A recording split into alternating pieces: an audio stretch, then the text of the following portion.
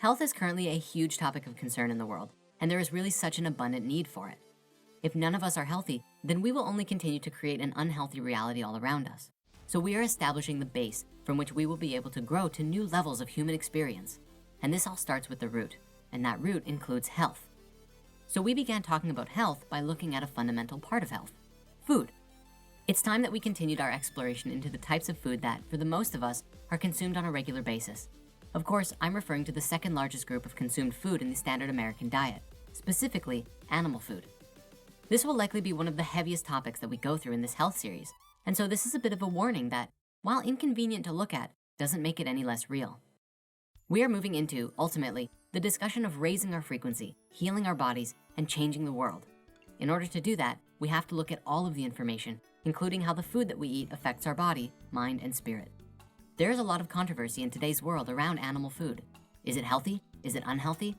And as if it wasn't hard enough to find quality information, we're also bombarded by a ridiculous amount of advertising and conflicting scientific studies. We're going to share with you the best research that we've found, and we encourage you to continue this research to find the deeper truth.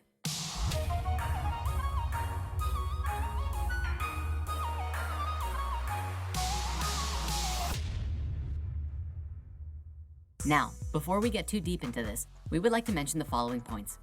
Firstly, we are talking about meat to share the scientific results that have been gathered regarding meat's effect on our health. We are not going to tell you what to or what not to eat, but only show you some information and let you decide for yourself. Second, balance and moderation are extremely important factors to consider when talking about diet and meat.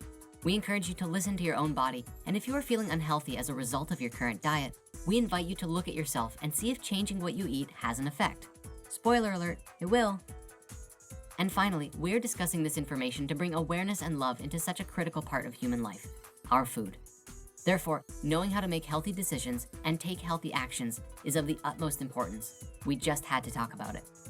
Meat is a very large topic. Beyond the different types of meat and meat products, there is also the discussion of the studies linking meat and disease, the massive conversation concerning the agricultural industry, and of course, if it's even morally or spiritually ethical to eat meat in the first place.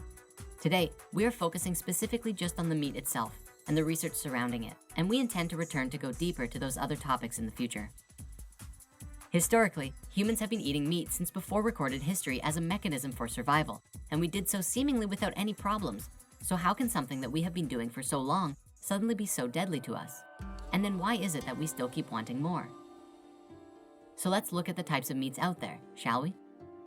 When talking about meat today, generally it is split up into 4 different categories, being processed meats, red meats, white meats, and organic meats. Now, processed meats are by far the most dangerous for your health, as many factories will take scraps or other undesirable parts of different kinds of animals, throw them together into a blender, add lots of preservatives, salts, and other additives, wrap them up all fancy-like, and sell it to you as food. Processed meats include your sausages like pepperoni and other common products like hot dogs.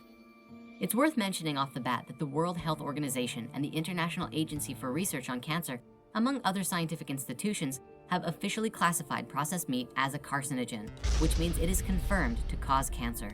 This is based on over 800 studies as of 2015.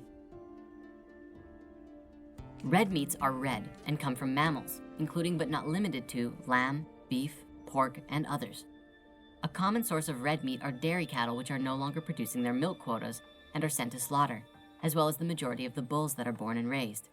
Red meats are often considered very nutrient-rich, but also contain high amounts of saturated fats. The next section of meats are the white meats. These are the meats that, simply enough, change color to a whitish color when cooked and often even appear white while raw. These meats come from many birds like chicken and turkey, and also include some fish too. White meats are often considered by the general public to be more healthy for you than red meats, as they usually contain less fat and are a leaner source of protein. The last category of meats are your organic meats. These are animals that have been naturally fed and raised without the use of growth drugs or hormones injected into them. The organic label, at least as far as beef goes, also sometimes comes with a grass-fed sticker. This means that the cow was fed its natural source of food, grass, rather than grains, which is what the majority of mass cattle farms feed their cows. If you are going to eat beef regardless, ideally this is the kind of meat that you want to get.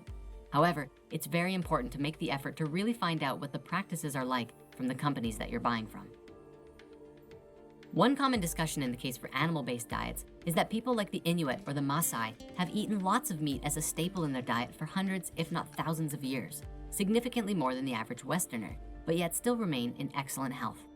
We have found that there is a huge difference between natural meat from an animal found in nature versus meat that has been processed or grown in a factory farm. Further, the lifestyle of the Inuit and Maasai people is a very active one, with lots of physical exercise, traveling, and even building snow houses to stay alive. In comparison to the average first world lifestyle, we do not nearly exert the same physical activity as they do. And so if our body isn't going to use it, it's going to store it. This is a big part of our research on animal foods because we eat far more meat than what our bodies are physically utilizing, which is one of several problems. However, beyond that, it seems as though that many new studies are now pointing to the notion that meat in general was never something we were supposed to eat in excess, and that we might even not need it at all. The myth that you have to get protein from animals is just that, a myth. And while certain blood types do appear to require animal protein where others do not, even for those blood types, they do not require it to the point of excess. And just in case you need some more convincing, here are several plant foods that contain very potent amounts of protein. Edamame, hemp seeds, quinoa, spirulina, tempeh, nutritional yeast, tofu, lentils, black beans, lima beans, peanuts, wild rice, chickpeas, almonds, chia seeds, steel-cut oats, cashews, pumpkin seeds, potatoes, spinach, corn, avocados, broccoli, and Brussels sprouts.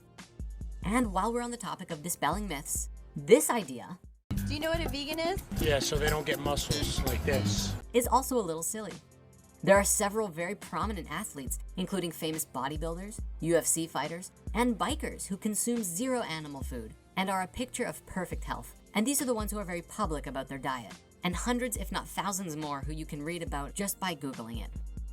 Now, here's where things get interesting. There are a large number of doctors and scientific studies now coming forward with research showing tremendous links between meat and some of our most serious diseases. Dr. Rashmi Sinha, PhD, is one such doctor who has correlated a lot of this data in a study she wrote with the National Cancer Institute. Among those studies, we found this: the association between consumption of red or processed meats and cancer, particularly colorectal cancer, is very consistent. The research continues. In 2007, a systemic review of scientific studies led the World Cancer Research Fund and the American Institute for Cancer Research to conclude that red or processed meats are convincing or probable sources of some cancers, with specific links to lung, esophageal, stomach, pancreatic, and endometrial cancers, and of course, colorectal cancer. Due to the heavy amounts of saturated fats, meats have also been heavily linked to type 2 diabetes. In addition to that, processed meats also contain preservatives such as nitrosamines, which are toxic to the pancreatic cells that produce insulin, and so diabetes risk is even higher for those who eat a lot of processed meats. But it's not just red meat. A major 2006 study of 135,000 people found that those who frequently ate grilled skinless chicken had a staggering 52% higher risk of bladder cancer than people who never ate it at all. In addition to cancer risks, white meat is also linked to clogged arteries, osteoporosis, and diabetes just by the animal protein alone.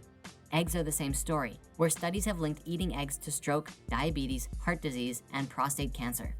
The fat content in meat can also contribute to the estrogen and progesterone-sensitive forms of breast cancer. Further, growth hormones used on animals in the production of meat can exhibit estrogenic activity, which also boosts breast cancer risk. Across the board, the World Health Organization has determined that dietary factors account for at least 30% of cancers in Western countries and 20% in developing countries. Apart from the diseases that we've mentioned, eating excess meat can also lead to the following: increased risk of foodborne illnesses being transferred, may contribute to erectile dysfunction in men, may make you resistant to antibiotics, and apparently even increased risk of death. And so what is the cause? Scientists have found that there are 3 basic causes of disease found within meat. These include too many saturated fats, carcinogens that form when the meat is cooked, and something called heme iron. Let's see what each of these do. Animal-based fats can contribute to the cause of heart disease and stroke by increased plaque lining the walls of your arteries. This makes it harder for your heart to pump blood through the narrowed blood vessels, which can possibly lead to a heart attack, putting on extra weight, high blood pressure, and cardiovascular disease. When meat is cooked at high temperatures, carcinogenic chemicals called heterocyclic amines are created that may increase the risk of breast, colon, lung, pancreatic, and prostate cancer. Risky cooking methods don't just include barbecuing, frying, and grilling though. Even just baking will lead to significant production of these cancer-causing compounds. The iron in meat is contained in a protein called heme, which can easily undergo a chemical change in your stomach to form carcinogenic N-nitroso compounds, which are associated with colorectal cancer. Heme iron is found in virtually all animal meats, including lamb, pork, beef, fish, poultry, shellfish, and so on, making all animal meats to be a danger in this regard.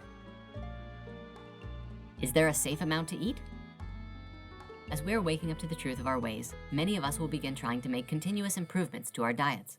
In doing so, we should take a look at some of these institutions' research and what they say is the right amount of meat to eat, if any.